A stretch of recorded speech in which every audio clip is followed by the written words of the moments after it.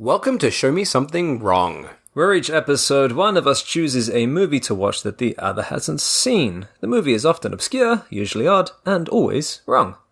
I'm Dave. And I'm Guy, and this mini-season, we are focusing on rip-offs, unofficial sequels, wrong adaptations. Today I've chosen the movie, and it is... Should I just say the English title? I don't want to say 3 titles. You gotta say 3 titles. Alright, hang on. So it is... Herencia Diabolica, aka Diabolical Inheritance, aka Mexican Child Play from 1990. Child Play? 3.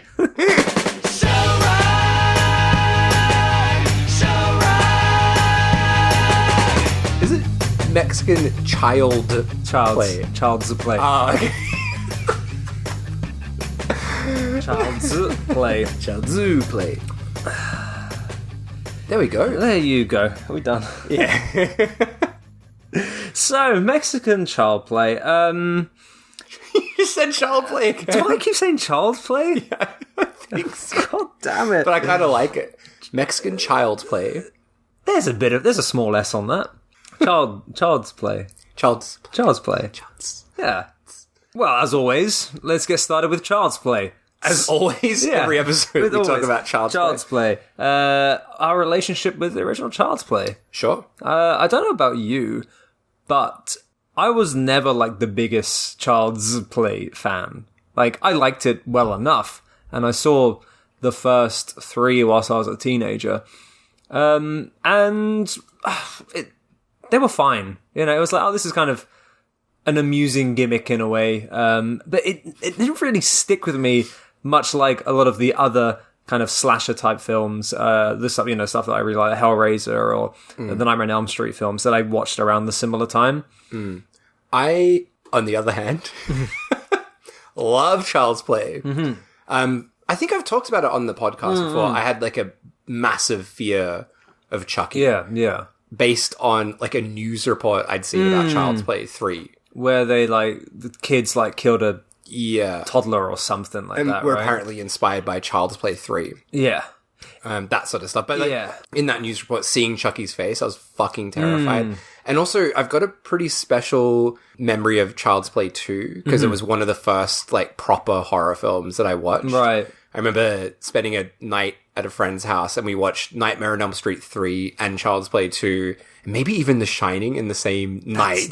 That's a good night. And I mean, Child's Play 2 is definitely the worst of those 3 You films. sorry, I was going to say, but out of the first 3 Chuckies, Yeah. I love the second one. That second one is really fun. Yeah, it's a lot of fun. What I love about Chucky, I think it's the only horror franchise that has remained pretty consistent. They've had the same creator involved with each film, as far as I know. And I really, really love the last 2 films that they made. I think it was Curse of Chucky and Cult of Chucky. I really enjoyed those films. Are they after the revival, or is that part of the original series? What's the revival? Because now there's the TV series. There's a TV series. And then great. It's all connected, which I like. Okay. So you've got the first 3 films, which are relatively normal, right? Yeah. And then it goes Bride of Chucky, which is pretty wacky. Yeah. Seed of Chucky, which is ridiculous. Yeah. And then Curse of Chucky goes more back to the original, a bit more serious. Yeah. And Brad Dourif's daughter is in it. And then Cult of Chucky is also more like that. But then they bring back Tiffany, and then the TV series, which is not great, but it mixes everything. Is that the together. AI one? AI. Is there that's the remake. There's a remake with Mark Hamill doing the voice of Chucky. That's right, yeah. I did not enjoy that at all. I fucking hated that. Oh dear. But it's why are you remaking a film that's a franchise that's still going? You don't need to do this. Nah. And they took out the best part of the story, which is that it's a possessed doll, and now it's just a fucking AI. That's a fucking weird doll. choice to make. Yeah, very weird. But no, I really loved the Chucky series. Just great. As you mentioned it, I just remembered, I've not thought about it in years, but the Seed of Chucky film, that's probably not aged very well, has it? No. Because I saw that when it came out. This is quite a long time ago now. But I remember there's a reveal shot where the child is Tiffany and Chucky's kid, right? There's like the big reveal that he's a transgender doll, and it's like this big reveal as if it's the most crazy thing. Yeah. I imagine this day and age. Do you know what's really interesting is that the TV show kind of talks about that, and and it makes it a point of the show in a pretty good way, actually. Like it does like a pretty good job of dealing with that character. But yeah, the show is interesting. They bring back everybody for it. Like even Andy from the original film comes back. Oh wow, as an adult in it. Yeah. Damn. It isn't great. It's like kind of cheap feeling. A lot of it doesn't land, but there is some really good stuff in there. But I just genuinely love how consistent that series has been. Like even though it's had ups and downs, obviously, but it's remained the same creator. Like I can't think of any other franchise that's like that, where they haven't changed. Like this one that's this long running, like since the late 80s. Despite it being vastly different, but one that comes to mind that is still going and still has the same original creator is the Ju-on Grudge series. Is he still involved, though? I think so. Is he not? I'm not sure, because I recently watched all the Ju-on films, and he's like pretty involved the whole way through, even with the remake and all that. And the American remake. Yeah, but then I think, I could be wrong, but I feel like there's a certain point where it's no longer him. And it's really shit. That's like really shit from that point on. But he probably comes back and dips his toes in there every now and then. That's Yonkei remaster coming out in cinemas quite soon. Oh, really? Yeah, in Japan. We should go see it. Nice. Yeah. I like the really off topic. I really like that remake. I reckon the remake is great with Sarah Michelle Gellar. I can't remember. I love it. I like the Netflix series. I like the Netflix series. I don't think I watched that. Did you know it was good? No, I couldn't see that. We're not talking enough Ju-on. Let's just keep talking about Ju-on. Mexican Ju-on. Little Toshio in a sombrero. Can I say something else about Chucky? Sorry, that took a while to sink in. Can I say one more thing about Chucky? You can. We might have even talked about this on pod before, but isn't it funny how, like, in Japan, certain characters, people will latch onto them, and Chucky is a character like that. So you'll see, like, young women with, like, little Chucky keychains, Chucky phone cases, and you're like, oh, do you like Child's Play, do you? And they're like, what? And they're like, oh, you got Chucky. It's like, yeah, I love Chucky, but they've never seen the movie, aren't even aware that don't even know it's a movie character, or like a serial killer's soul in a doll. Like they just like the idea of it. It's same as like Gremlins. We've probably spoken about in the pod as well. That shit's everywhere. Gremlins and Child's Play are fucking massive here in Japan, more than anywhere else, I would say. Yeah. You said you went to Universal Studios, and there's like a dozen Chuckies walking around. Yeah, Chucky's everywhere. They've got a Chucky like ghost house at Halloween, which is very narratively confusing because Chucky is like gigantic. He's just a giant man. It's weird. It's weird. Very odd. At my so just to put it into context, I teach kids sometimes for a living. And my workplace was having a Halloween party, and I was like, "Fuck yeah, I'll go to a Halloween party." And one of my like elementary school students, who's like a 6-year-old girl, came in like dressed as Chucky, and I was like, "Fuck yeah, Chucky!" She was like, "What?" And I was like, "You're a killer doll." She's like, "Yeah." I was like, "Chucky." She's like, "What?" I was like, "God." I was like, "Where's your mum?" Like, and I was talking to the mum. I was like, "You're like Chucky, right?" She's like, "Yeah." Oh, the mum just dressed her up. Oh, that's quite funny. Yeah. That's good. But you see a lot of things like that. I don't know if this is like a global thing or if it's more of a Japanese thing, but even like seeing people wearing t-shirts of like, I remember teaching a student that had a David Bowie shirt on. I'm like, oh, do you like David Bowie? And she's like, who? I'm like, your shirt? And she's like, oh, I don't know what this is. I just bought it. But you get it's a very strange thing to me to like decorate yourself in a character or a band that you don't know what it is. Yeah. It's quite unusual. Yeah. A girl another one of my students came into the campus the other day and she was wearing a Blink-182 shirt. And I was like, whoa, like flashback. Like, thought about that band. I never liked that band, for the record, but not thought about them in decades. And then all of a sudden, this 6-year-old girl was wearing their t-shirt. I was like, why do you have that t-shirt? She was like, I don't know, my mum gave it to me. Bizarre. Anyway, what are we talking about? Chucky. Mexican Chucky. There you go. Diabolical Inheritance. 1993 Mexican horror film. Now, directed by Alfredo Salazar. Okay? Now, he is not the most prolific director. He's not even a genre filmmaker, but he does have a few credits to his names. Flicked through his filmography. There is one that looks particularly fun. It's called The Rider of the Skulls. Oh, I think I've seen this. From 1965, so dating way back.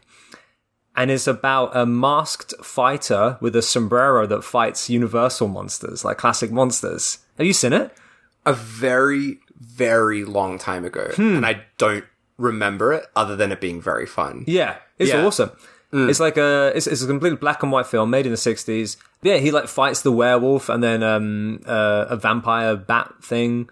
And then a headless horseman, I think, is the final one. Yeah, it was really interesting. Pretty sure I watched that a long time ago. I want to rewatch that. Yeah. How about this one? A Rat in the Darkness. A Rat in the Look at this fucking poster.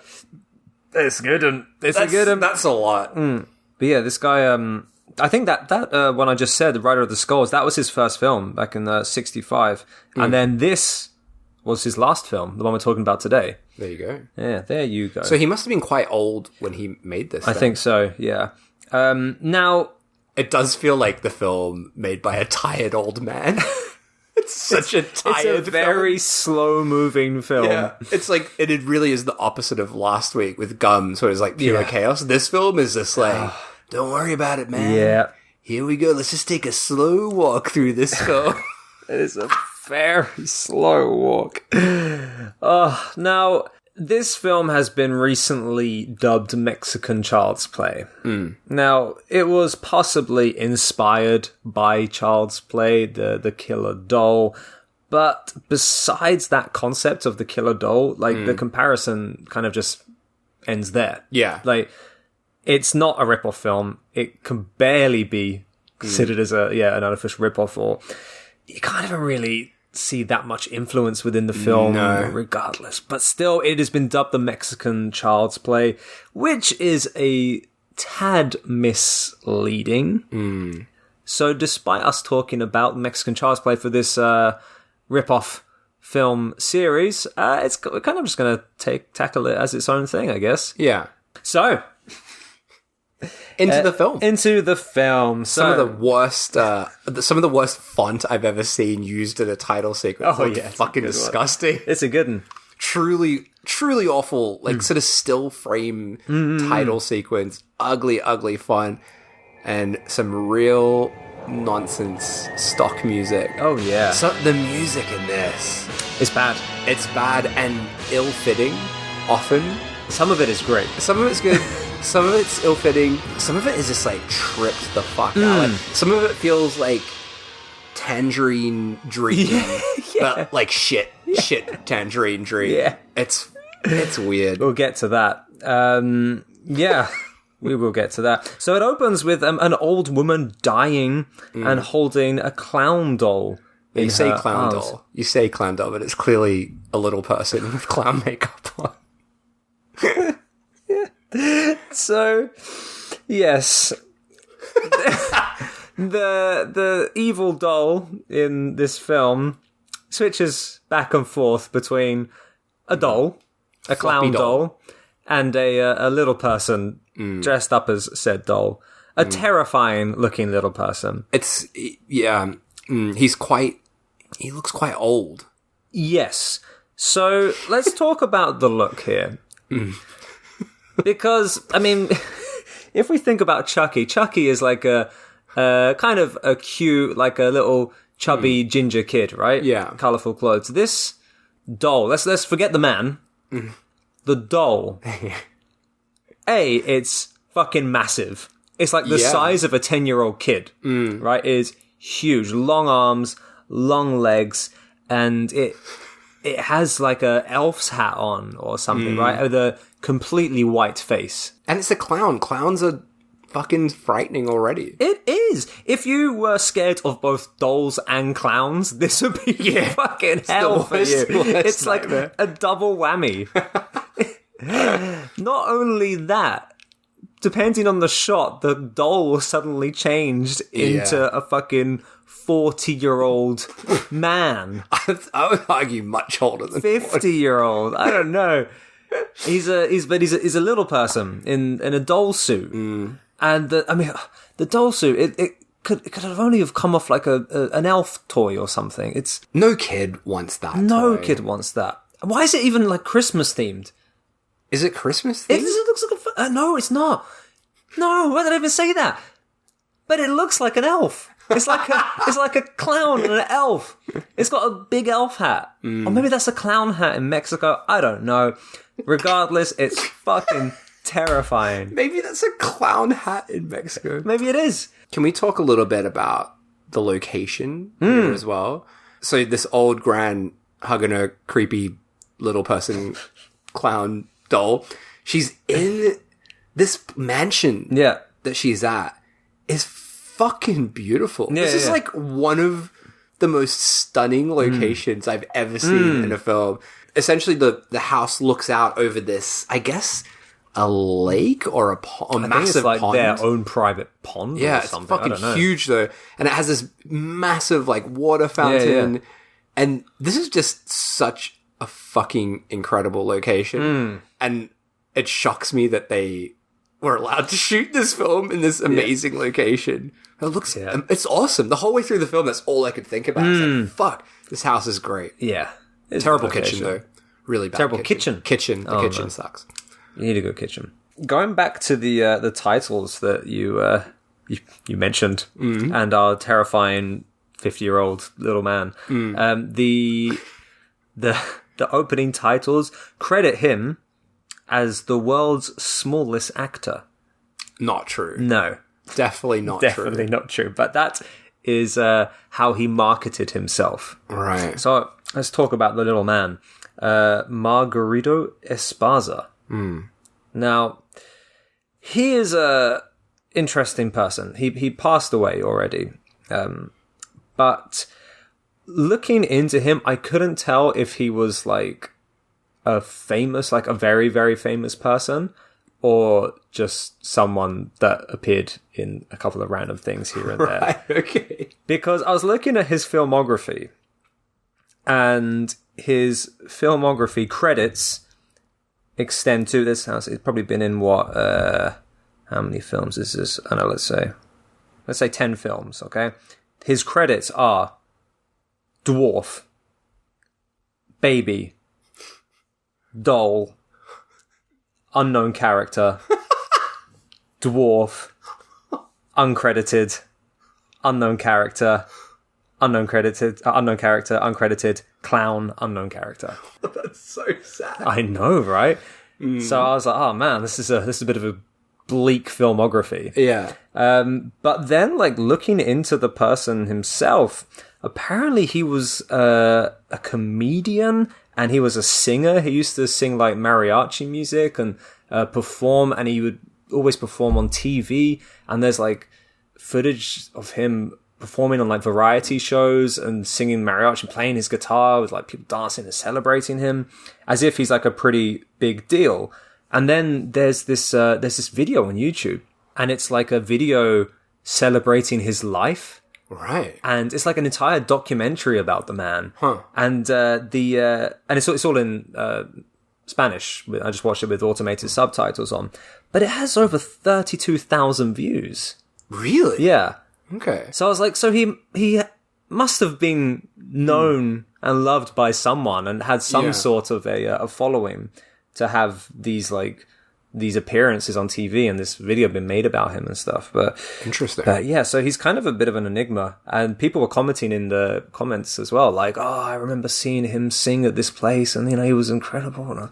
Wow. Yeah. There you go. There you go. I did. But most of the credits: dwarf, clown, doll. Acting was not very kind to him, I guess. And apparently, from what I did see in that documentary, he was always quite bitter, like, because he was always the butt of a joke. Yeah. And he used to appear on, variety shows and talk panels and things, and there would always be like a famous person kind of belittling him or like trying to like pick him up like a baby or something, and he hated it. And I think that might be why he is probably more prolific or known as a singer as opposed to an actor. And he performed a lot apparently out in public and in various venues. Yeah, but a bit of an interesting character nonetheless. That's our Chucky. Oh, another thing. So. This little person, he got married to a lady of like average height and had 3 kids of average height as well. There you go. There you go.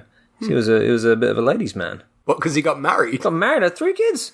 It's more than most. It's more than you. It's more than me. It's more than you. It's more than anyone in this room. Probably more than most of our listeners. So anyway, we cut to New York. Wait, hang on. We didn't say that did we talk about the old lady being dead?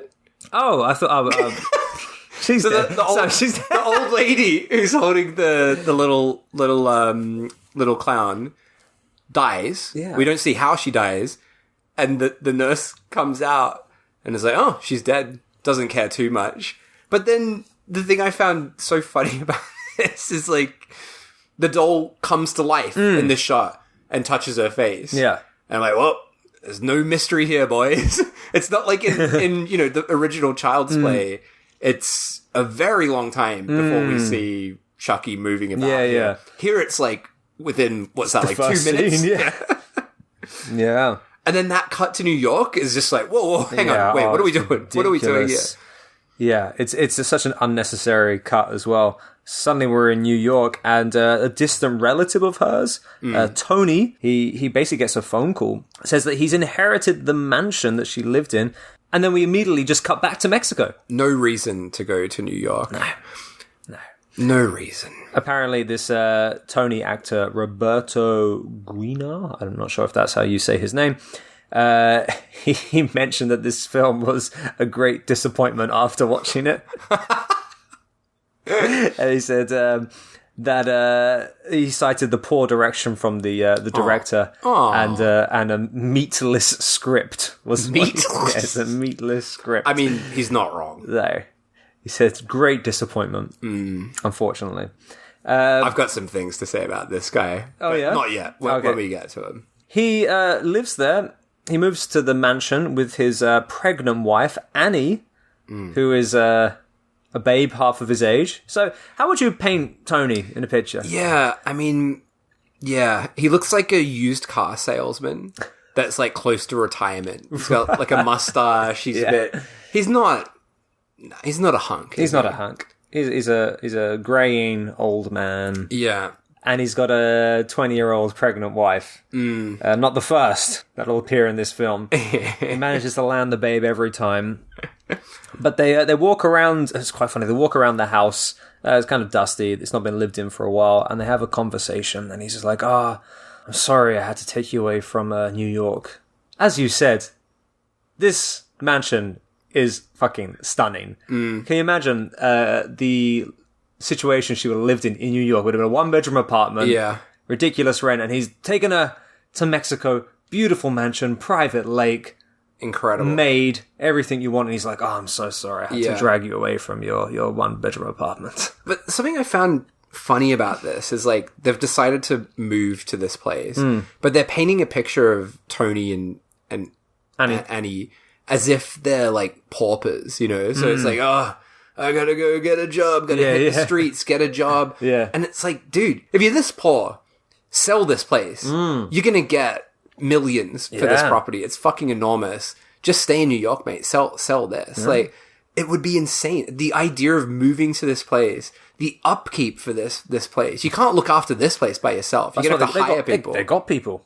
But he doesn't even have a fucking job. Maybe the maids came with the property. I don't know. Insane decision to move to this place. Beautiful place. Don't get me wrong. Absolutely amazing. Except the kitchen. Not a great kitchen. Bad kitchen. What was wrong with the kitchen? Well, it's interesting about the kitchen. I was thinking when I was watching this, like, whenever you see a film that's like has a location like this, like a big beautiful mansion, the kitchen is always like pathetic.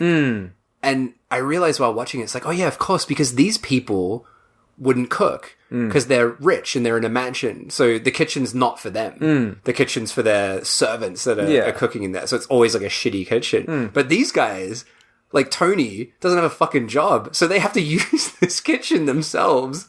Does he do? Is there a cooking scene with him? There's a lot of cooking scenes in this film. Not with him, but his wives. Oh, yeah. And the maids. And the maids, yeah. But they decide to live in the the mansion. And here we have a very sexy sex scene in complete darkness. This was very funny. And something I like about this, that's a weird way to introduce this, but yeah, pitch black. We sort of see him kissing a bit, and we're like, oh, okay, I can see what's happening here.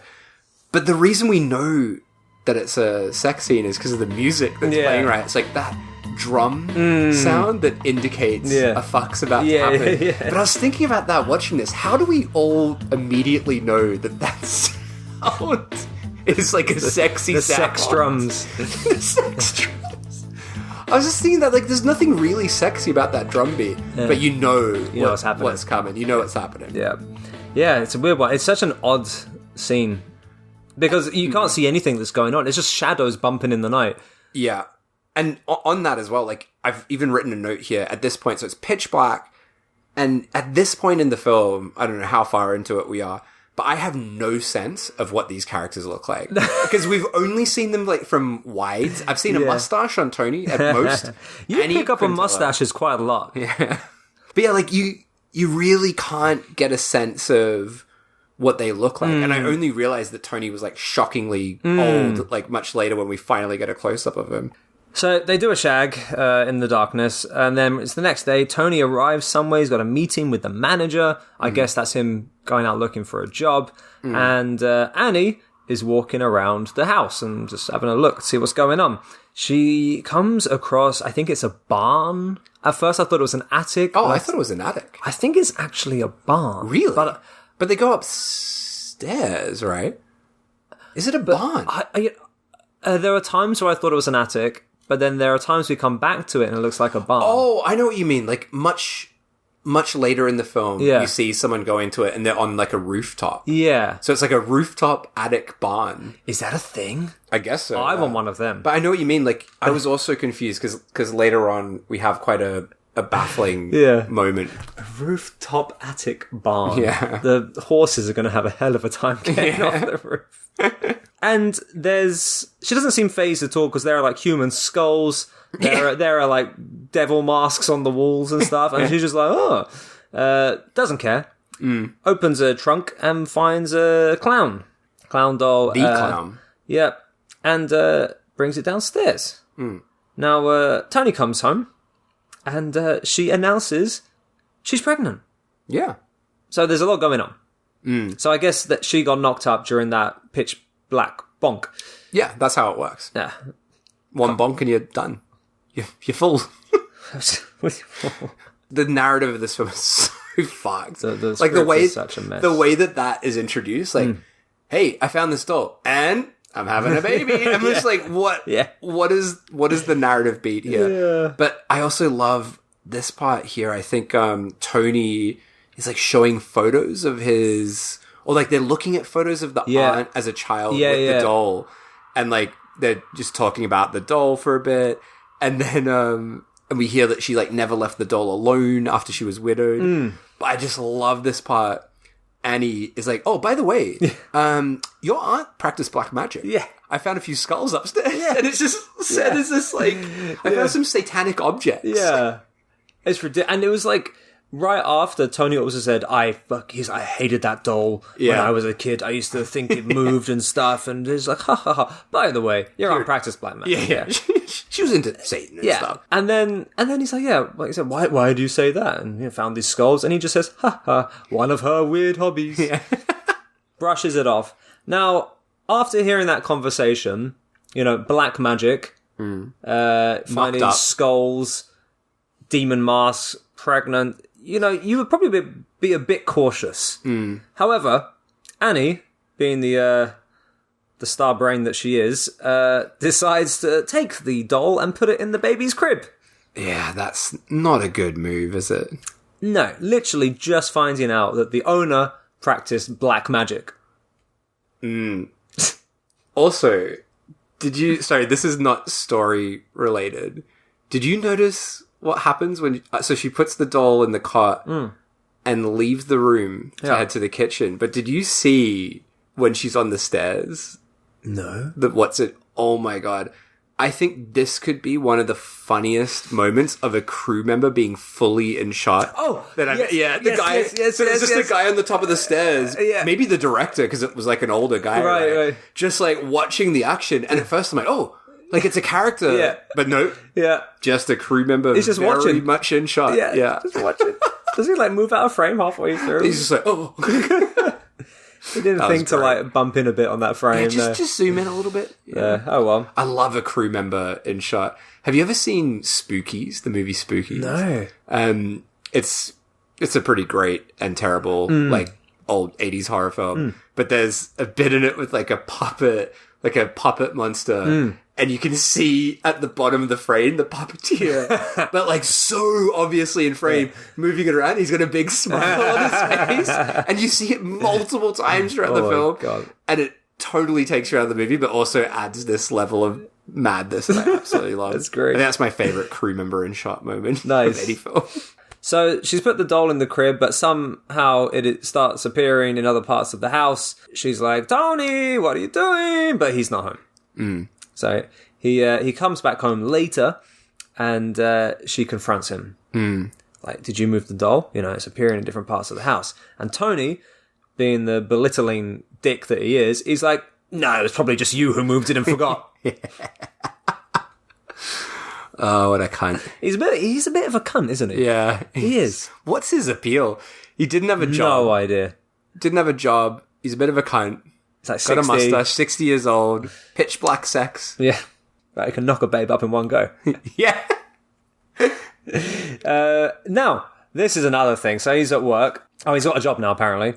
And he's got an ultra babe as a secretary. And I was just like, who is this? She looks like a porn star. Yeah. She's in like a white jacket, almost as like a doctor's jacket or something. Yeah. And she's got these massive, thick-rimmed glasses. Cleavage hanging out, blonde hair. And every scene we see her in, she's dressed so outrageously, like so scandalous and everything.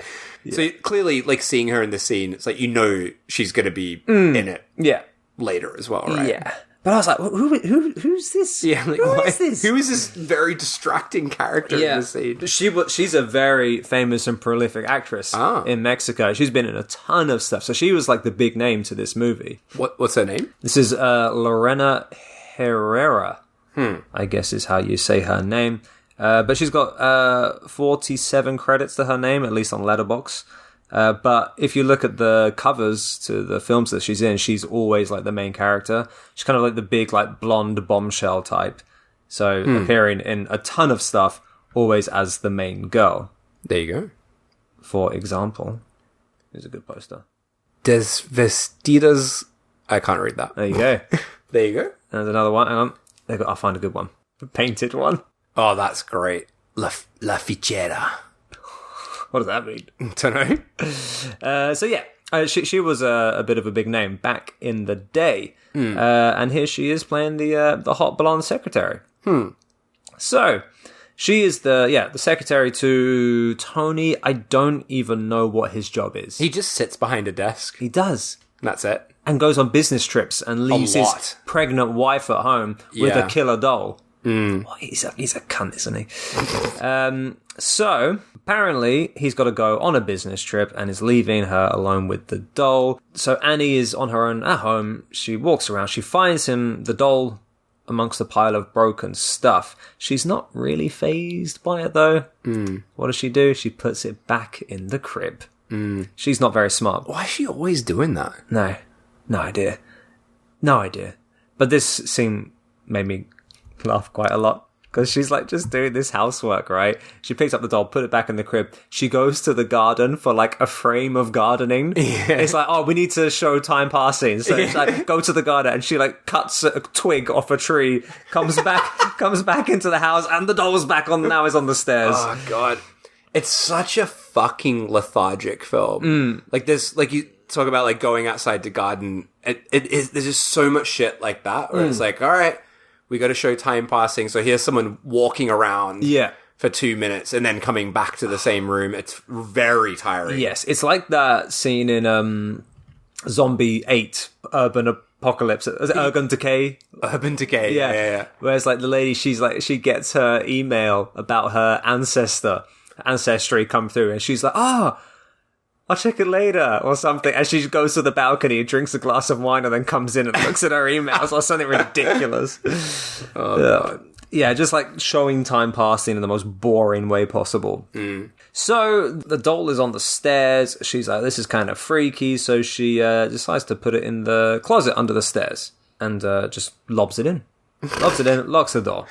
Lobs it in. Now, later that night, she hears noises coming from downstairs. Of course, it's coming from the closet where the clown is at. And it sounds like he's banging pots and pans inside. So, she opens the door.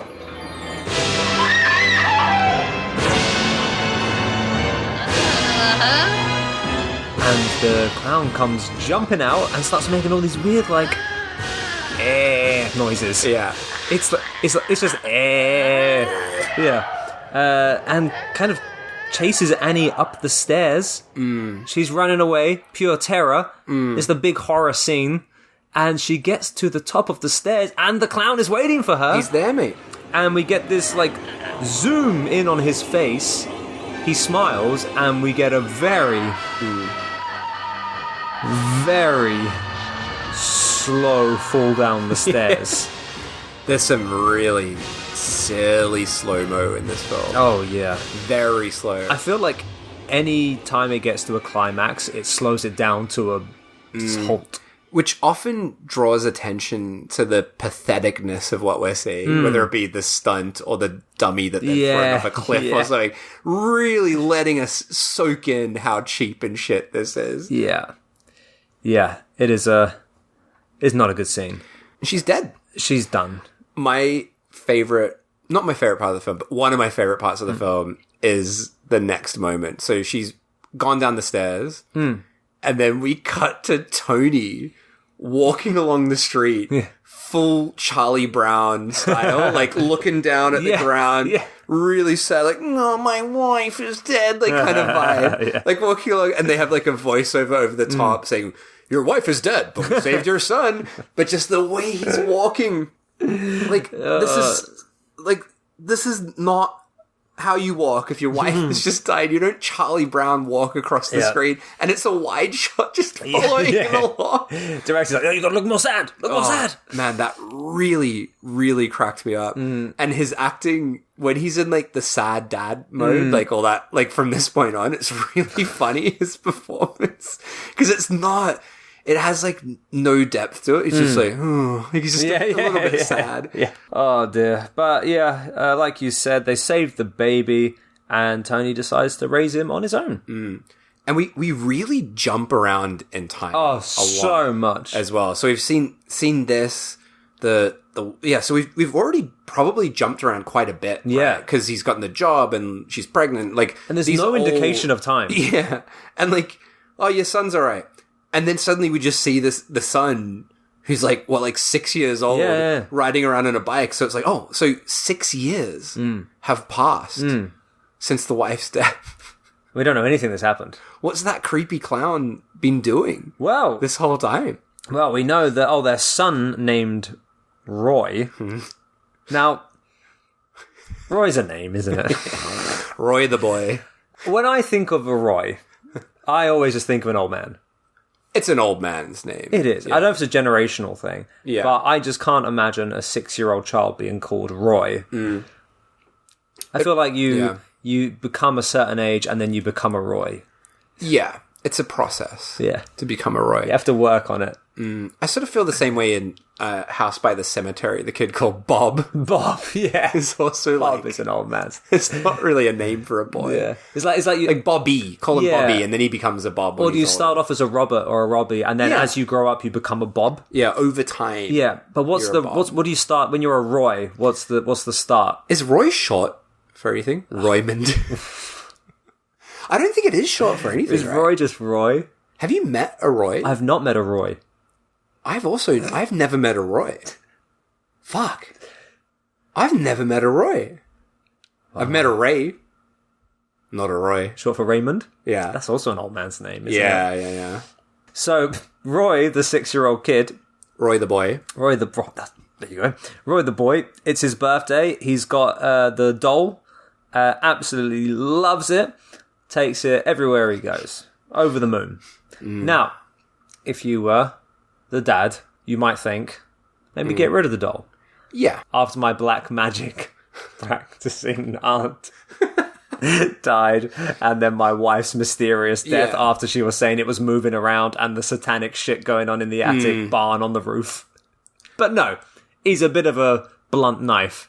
Yeah. So he lets Roy the boy hold on to it. Cut to his job, whatever he does. Sitting behind that desk. Yeah, and the babe... Doris. Office babe Doris. Also an old lady's name. Yeah. What do you start off as when you become a Doris? Is that a Dorothy? No, that's I think Doris is just Doris. But that's you can't start as a Doris. Yeah, it's not a good name for a young babe, is it? No.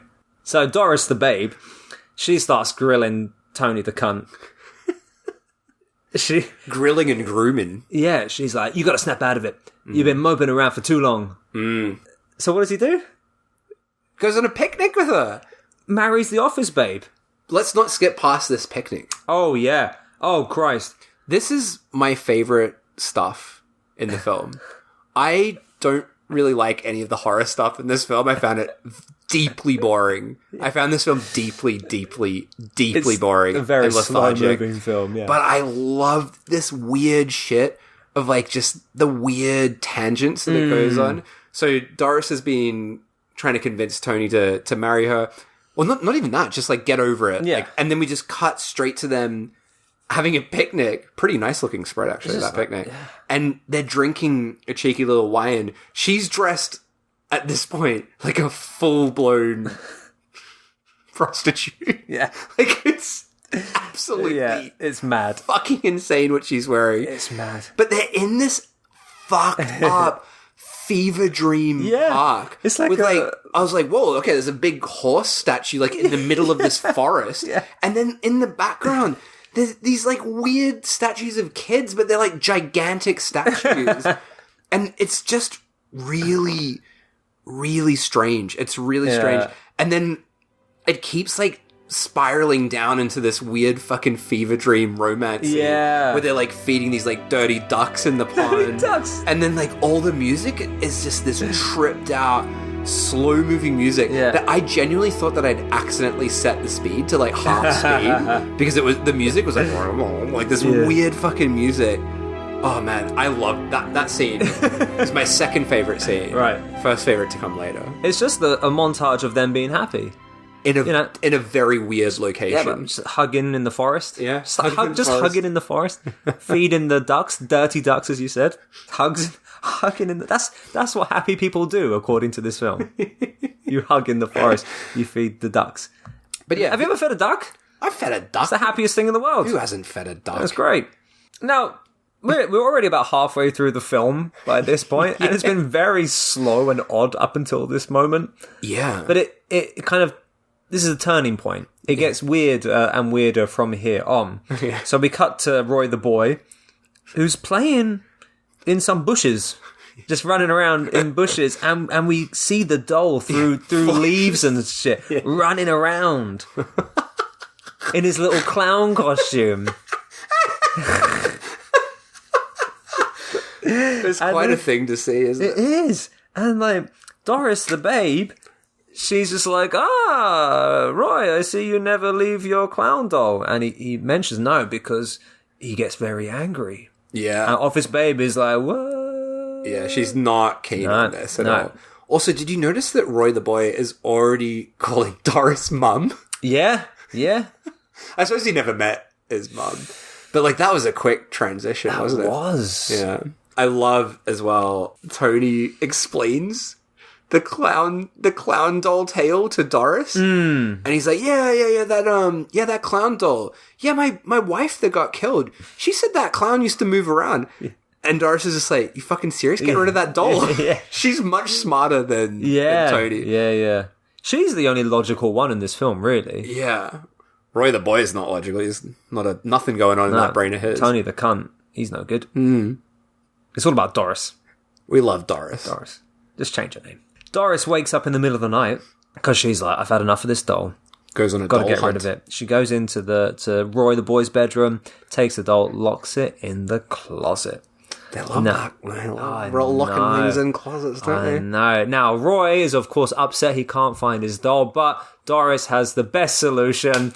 Take him to the fair. And this is my favourite scene in the whole film. Fucked up fair I've ever seen in my life. This shit is fucking mental. So it's like, we're going to a fair, and then we immediately cut to a fucking demented, giant sort of bargain bin King Kong, like animatronic King Kong. It's awesome. It is so cool, and it's by far the scariest thing in the film as well. It's like horrifying King Kong, and Doris is like, she really cranks up her outfits. Oh yeah, she may as well be walking around nude at this point. Like what she's wearing, fucking tits hanging out. She's walking around in high heels with Roy the boy in tow, feeding more ducks. And did you notice there's fucking apes running around in this park? You got goats, you name it. They've got everything. They've got King Kong, like an animal, but they've got actual either apes or monkeys. I couldn't quite make them out, but they're running about willy-nilly, mate. Willy-nilly. They are not in a cage. They're just running about. They're gonna rip a fucking kid's face off. Yeah, you don't want to go against an ape. I like in my notes here, I've written all the things, and then there's a note that just says, some goats. Nice. Yes. I love a goat. There's a random statue of a girl crying. Yeah, there's so much weird shit. My favourite moment in this, though, I love this sequence so much, because it's clearly real. Yeah. Like, it's clearly they've not gotten permission, because everyone's just, like, looking at the camera and looking at Doris, like, what the fuck's, why are they filming in here? But there's a shot that I was crying with laughter. I had to rewind it a few times, where Doris is like spinning some kids on, what do you call those things? It's like a merry-go-round kind of thing, right? like the little playground one. Yeah. And she's spinning them like kind of fast, and they're like random kids. It's like Roy the boy and some other kids. Yeah. And it's like really fast, but it's all in this like really stiff wide shot, and just like the way that she's dressed is so out of place. It looks so outrageous. But the best thing for me is in this entire scene, the score is absolutely fucked. It is. It sounds like it's been played by a madman on like a haunted Casio keyboard salvaged from a shipwreck or something. It's the most ridiculous, over-the-top, haunted score I've ever heard in my life.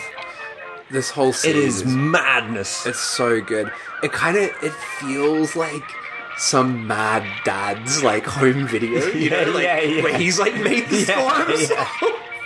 Come on, kids, let's watch Dad's home video. Yeah. Oh god. Oh fuck, it's so good, and it feels like it really does feel like stepping into another world. The scene, because it does feel so real, and like you just I loved it. It was so good. It made the whole film worth watching. It does. It's one of the best scenes. Yeah. Yeah. Oh man. It's a lot. But they get home. And the clown is waiting for them. So Doris immediately grills the maid, asking her if she took it out the closet, but nah, it moves on its own. Now, this is where we get probably the most fucked up scene. Probably the most disturbing. This is a bit much. Yeah. Yeah. Do you want to go into that? Yeah, well, Tony's gone on another business trip, which is told to us in voiceover. We don't even see him leave. And yeah, Roy's sleeping with his creepy clown, which is also quite fucked. Like, it's not. Oh, Roy the boy and the granddad in the clown suit. That just reminds me. Now, this is so off topic. It's about the time you slept with the granddad clown. There's a thing, and I think it's from like a British like TV show, like and it's like it's a reality TV show. So what do you call it? It's not like a written TV show. It's interviews and shit. Right. And there's someone like. There's a tent in a park, right? Yeah. And they're interviewing the people outside, and they're like, "Oh, you know, what's in the tent or something?" And the lady or man says, "Oh, Granddad's in there with his present, right?" And they open the door, and and then an old man comes out. And he's like, "Oh, are you the granddad?" And he's like, "Yes, I am." And then like a little boy comes out, and he goes, "Oh, are you the present?" And he's like, "No, I'm his grandson." What the fuck is this? Have you not seen that? No. They just like set up the granddad to be a fucking paedophile. It's like with the little boy, are you granddad's present? Oh, no, I'm his grandson. What is this shit? What is this show? Why is that? It's just random interviews in a park or something. I'm not sure what the TV show was, but it just came across my... Can I just show it to you? It's so funny. I think you'll like it. Pump it up loud so everyone can hear it.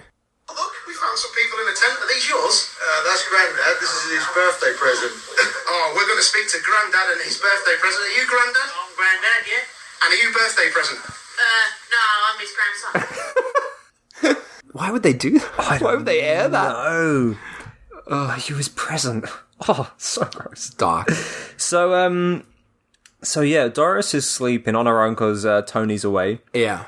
And the old man clown comes into her room. Yeah. And we get this fever dream of colour filters on really top of the... tacky colour filters. It's like red, white, and blue, just like rolling on top. Right? Yeah. The whole thing is drenched in colour filter. And then smoke pours into the bedroom.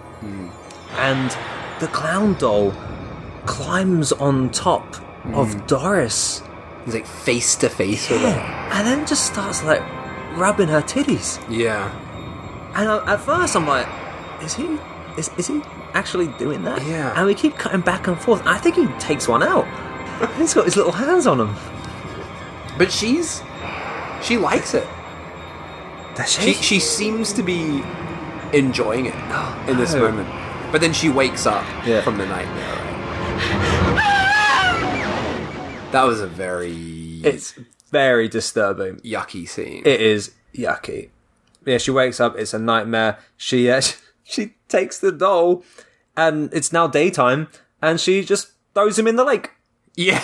with the dirty ducks. Yeah.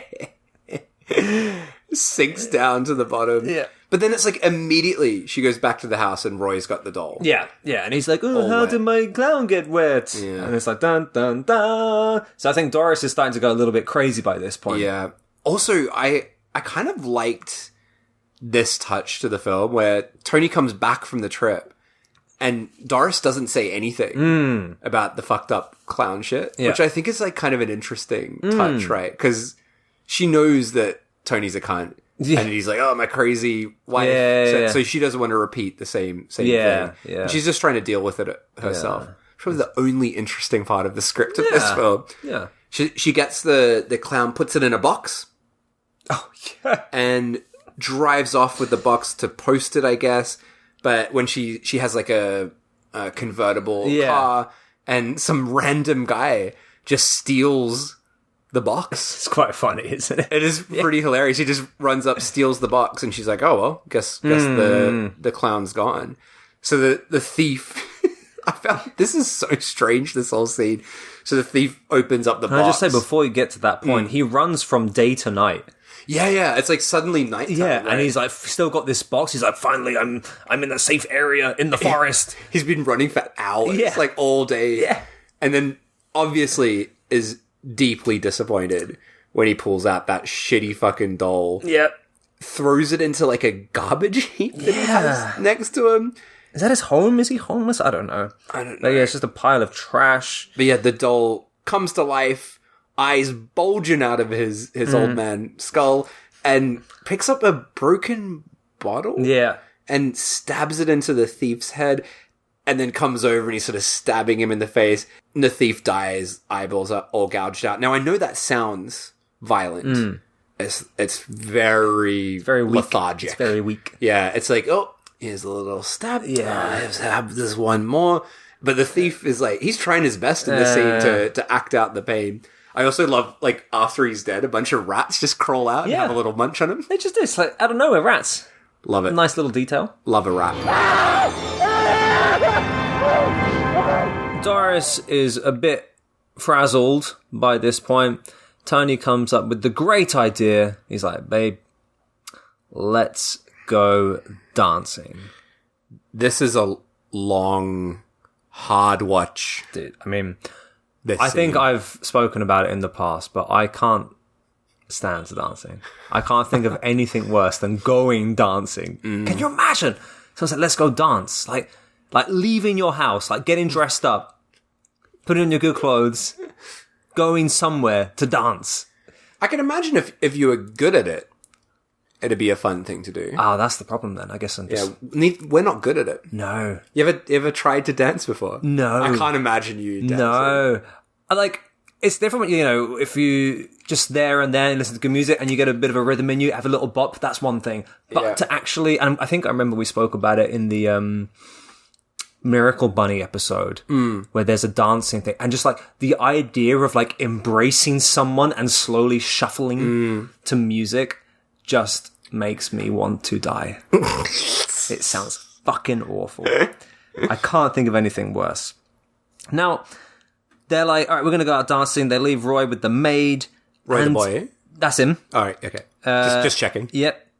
And they go to what looks like a fucking restaurant. It's not even like a club or like there's no live music. There's someone laying the table in the background. It's a really shit looking restaurant. It is. And it's like completely brightly lit. There's no ambience. There's nothing. Looks sort of like a family restaurant, right? Like a family like Greek restaurant or something. Yeah. So they have a little like dance in an archway in the middle of a restaurant for some stupid reason. And she's like, I'm just going to go check up on Roy the boy. So she calls up, the maid answers, and the maid is like, oh, Roy doesn't want to go to sleep because, he's finally back with his clown doll and he just wants to play with it. Which can't happen because the doll got stolen by the bum. The homeless man. Can we not say bum anymore? It's bum out. No, I just didn't even know that he was meant to be homeless. That's why I think he was. Because that's how he went to his little homeless trash pile. With all his rats. Yeah. His rat friends. They turned on him, though. Yeah. They ate him. Just a little munch. A little munch. So she's like, fuck, Tony, we need to go back. So they rush back home. Roy is adamant that he's not going to sleep because he wants to play with this doll. The maid gets angry, tries to take the doll off him, and he comes to life. Yeah. And starts grabbing at her face. Yeah. And it's quite an alarming scene. Yeah. It is, because up until that point in the previous frames, he was just a little doll, right? Yeah. And then suddenly he's a 50-year-old man clawing at a maid's face.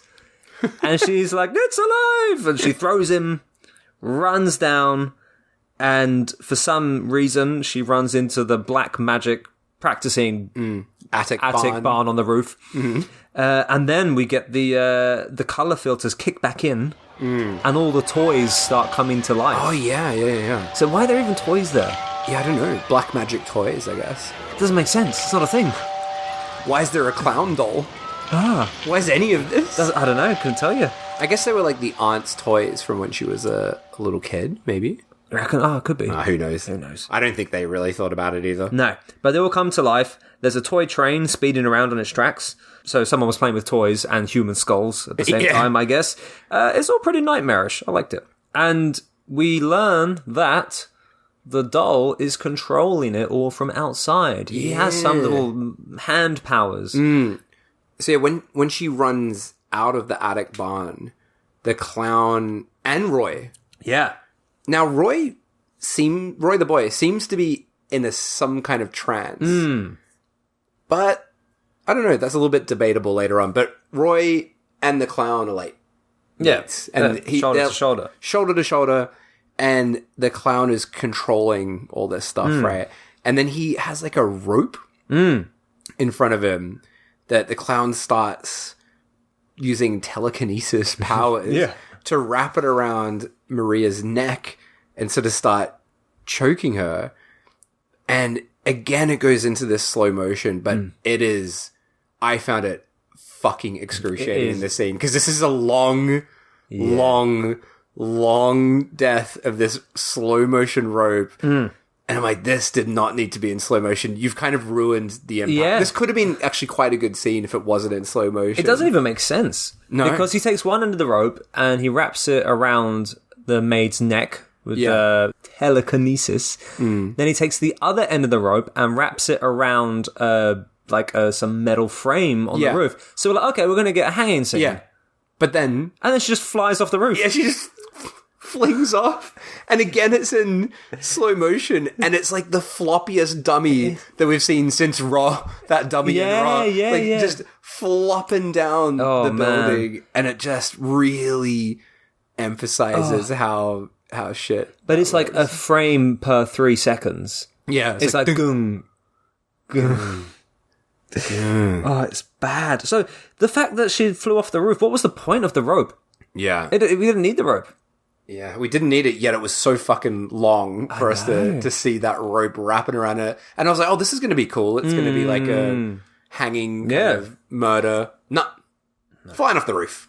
So the ambulance takes her away. Roy is back with the doll. Doris is raging. She takes a pair of scissors. I love this scene. Yeah, and takes it to the doll, starts cutting it up. Rips the fucking head off it. It's so good. And she's like really into it. She's like, a doll won't bring us down. And she's like chopping it up. And all I could think about in this scene is, man, this boy, Roy, is going to be messed up for life. Yeah, like watching this shit happen. Yeah. Why did she do it in front of the kid? Just take it away. Take it away. And then again, some time seems to have passed because Doris and Tony are like, oh, I'm glad Roy has finally stopped crying. Yeah. Not that we know how much time has passed. Years have passed. Yeah, but then... Roy's now like 15. Yeah. Tony's in a wheelchair. Yeah. But the next day, or at some point, Tony calls up and he's like, can't make dinner. So Doris has to make it. She makes something in her terrible kitchen, calls Roy. She makes like a giant bowl. I can't even remember what it was. Of something. I don't know if we really see it, but it's in an enormous bowl. But I don't think we get to see it, because then we're interrupted because she's trying to find Roy. Yeah. And we hear him giggling away upstairs. And he's with that fucking clown again after all this time. It's just the same thing again and again throughout this. It's a very predictable film, isn't it? Predictable, exhausting, slow. Long, slow. But it's like, we don't know how much time passed from from her taking the scissors to the doll, but apparently he's finally stopped crying. Yeah. But then on the next scene, he's back immediately. Back with so that what was the doll doll doing until this moment? Gluing itself back together. Oh, can he do that? Then we get to see the clown. We finally see its teleporting powers as well, right? I guess they just pulled that one out of a hat. It's he can do this as well. Well, he kind of did it earlier, right, with the original wife. Of the teleports to the stairs. Yeah, he's like teleporting around the room. Jump cuts. Really bad jump cuts. And he suddenly has like a giant knife, which he stabs Doris with in the leg. Yeah. And now this is rough. This was rough. I honestly nearly turned this off, even though I knew that we had to do this. It's like the finale. It's like the last scene. It goes for so long. It's so it was like slow. 10 minutes of this chase that just is so exhausting. So you got fucking Doris hobbling about, bleeding all over the place, and this little lad clown just slowly wobbling along after her with Roy, and it's so slow, and it often will just go into slow motion. Fuck, man, I found it. I was so tired. It's by relentless. It's exhausting. Now, you say chasing. Yeah. That's a generous word. Yeah. Because she hobbles and the doll walks Yeah, very slowly. Yeah. So it's a walking chase Yeah. that goes on for, like, say, like 10 minutes It's like a or stroll. more. It's so slow. It is unbelievably slow. When I first watched it, I kind of got into it because it's a chase scene, but it's walking. So you have to have atmosphere for it to work, right? Yeah. And the fact that the doll never has any expression on his face, and he's just got this knife like pointing out, and he's just slowly chasing her. It almost has that zombie film effect, the slow walk towards someone, you know. Yeah. And I did like it, but it is just so, like, there's just no action in there whatsoever. Mm-hmm. And she goes through all parts of their little complex that we've seen up until this point. So she'll hobble through the forest, and the doll will walk, and then she'll get to the lake, and then she starts washing her leg wound in the lake. Come on, mate. What are you that's doing? where as you said, the dirty ducks are living. That's not clean water. Don't wash your wound in the lake. That's a terrible idea. And then the doll comes on a boat. Yeah. He comes sailing along with his little knife. She runs off again, and it is the slowest climax of a horror movie I've ever seen. Now, she, I guess, runs over to the top of a cliff. There's a cliff, apparently. It's a big place. It's a big property. And the clown pushes her off. I think. I don't know if we see it. It's very... He, like, slashes her, right? Right. And then she tumbles backwards and falls off. Right. Did I imagine this? I think I might have, but did he spit on her as she's falling down? I could have sworn when, like, him and Roy are, like, looking down. Yeah. I swear it looks like he does, like, a little... That would have been good. Spit. That would have been good. Do dolls have spit? This one does. No, he's an old man. Old men have spit. I also love Roy after, like... Roy the boy, after they kill Doris, they shake hands, like him and the clown doll. It's just weird. It's like a little, like, high five moment. It's just so odd. Little cunt. Then, so Doris is done. Yeah. Oh yeah, this is the scene when they realize that it wasn't quite at feature length yet. So they're like, all right, let's go back to the footage of all the toys going crazy. We'll repeat that footage, and then we're going to see flashbacks of all the film's deaths. Yeah. And it's like, come on, this is fucking pathetic. Like, why do we need to fucking see this? It's like, oh, we need 2 more minutes, guys. Oh, yeah, it is bad. Very, very unnecessary. Once we get those flashback scenes, the film ends with Tony and Roy leaving the house because it's apparently cursed. Yeah. Boarding a flight along with that fucking doll. Still. Yeah. Tony's a fucking moron. Yeah. I love his reaction to, like, what's happened. Tony's relatively, like, unmoved by it. He's like, ugh. And another wife done. Gotta find a new 20-year-old babe back in New York. Do you think, like, this scene is quite amazing, like, on the plane? So you've got, Roy the boy with that dumb clown on his lap. So he's just a child with a little person on his lap. Yeah. And it's clearly a real plane. Yeah. And I was wondering, because everything else felt like it was shot without permission. Surely there's no way they could have filmed this without permission. No. But it kind of had that feeling, because of the way it's shot. It's very basic, and it's like these sort of wide-angle lens shots that they've done that look like they've been done very quickly. Right. So I was like wondering...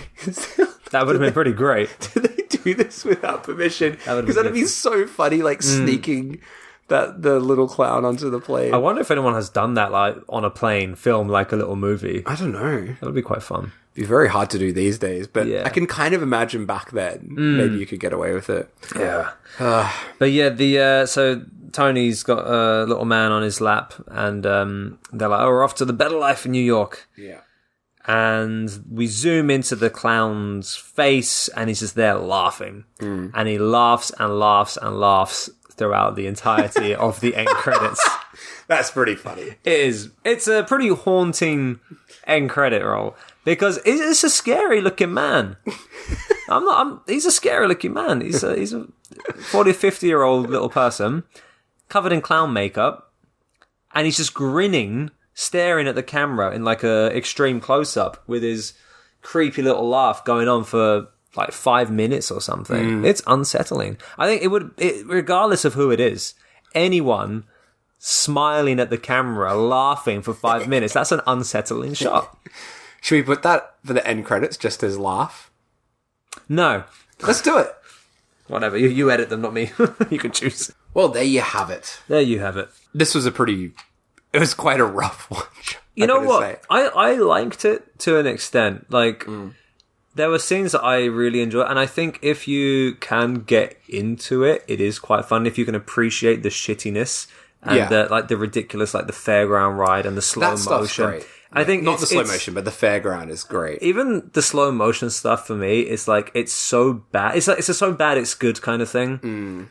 And I think you have to be in that frame of mind to enjoy it to enjoy any aspect of it. For me, it's just more. It feels like there's about 20 minutes of content in here dragged out. Yeah, and sometimes it's good, like when it's dragged out. Like I love the fairground, the romantic date. But like the stalking scenes and like the drawn out deaths, like I was like, come on. Cause it's just like watching the same thing over and over and over and over. But I didn't hate this. I still enjoyed it to an extent, but it's tiring. Yeah. Oh, it is. It is. It's a snoozy watch. It is. I enjoyed it quite a lot on my first time round. But then on the second time round, whilst I was doing my notes, I was like, let's speed it up a little bit. Come on, Roy. Let's go speed it up. Let's go into double speed here. Yeah. How about the wrongometer for this film? Again, it's not going to be a very high one. It doesn't... I'll tell you what, well, an easier one for the remake-ometer or rip-off-ometer is going to be a 1 for me. Yeah, rip-off-ometer, yeah. I would say you can't even make a connection to Child's Play. I'm tempted to go to 0, but I'll say 1, I guess, because maybe with the time that it came out, it was perhaps like cashing in on it a little bit. Yeah, but yeah, it's not. It shouldn't really be branded as like a Mexican Child's Play. It's a bit of a misleading title, isn't it? I think on the wrongometer, so how wrong the film is, how fucked up it is, how much it shouldn't exist, it's not high. The only truly wrong scene is that dream sequence where he's feeling up Doris, and also I guess it's like the way it cuts between that doll and the real actor is quite upsetting as well. So I'm gonna give it a 4. I'm gonna go for a 3. All right, there you go. So what are we doing next week? Give me a synopsis. You're going to be really mad with the first line of this. Now, the way we describe this series is focusing on rip-offs, which we've mostly done, unofficial sequels, which we haven't done any of, and wrong adaptations. Right. So this falls into the wrong adaptations pile. So it's not necessarily a rip-off. But here we go.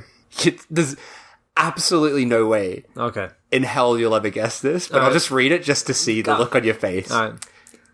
This 2 hour... Oh, God, 2 hours. This 2 hour and 20-minute feature tells the powerful tale as it was intended. Focused on the simple truth that violence and revenge simply begets only more violence and revenge. A tale of timeless relevance and depth, yet a bizarre and exotic indulgence in the horrific imagery of humankind's inhumanity to itself. What does that even mean?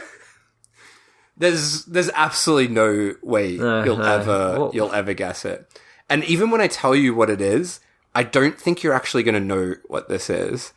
So next time, we are talking 1998 adaptation of the obscure William Shakespeare play Titus Andronicus. Oh my God. From 1998. Right. And I know that sounds rough. Yeah. But I think it's one of the fucking craziest things we'll ever cover on this podcast. Right. Okay. Do you know anything about Titus Andronicus? Nope. You haven't seen the Anthony Hopkins version from this? Okay. Nope. I have nothing to relate this to whatsoever. But yeah, 2 hours and 20 minutes. And you can watch it in double speed if you want. Oh, yeah. But just slow it down for the violent scenes. Okay. That's, yeah. that's one for everybody if you want to watch this along with us. Jesus, 2 hours.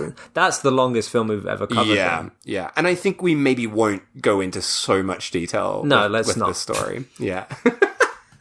So Holy that's what Moses. we're doing All right. next time. So in the meantime, please give us a rating on Apple Podcasts and Spotify, and follow us there. Follow us on YouTube as well. And head on over to Instagram if you want to see a couple of our posts over there as well. So should I put the laughing clown in the back? Go on. Oh, Yeah, you why do not? you, yeah. Yeah, why not?